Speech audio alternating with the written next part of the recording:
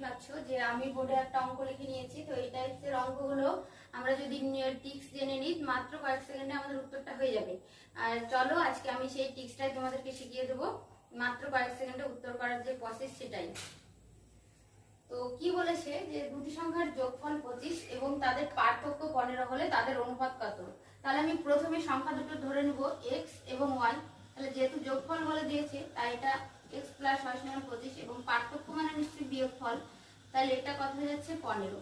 এরপর কি করব, এটাকে আমরা ক্যালকুলেশন করে দেব নরমালি। তাহলে ক্যালকুলেশন করলে y বার হয়ে যাচ্ছে 2x সমান হচ্ছে 40। তাহলে x সমান কত হয়ে যাচ্ছে 20।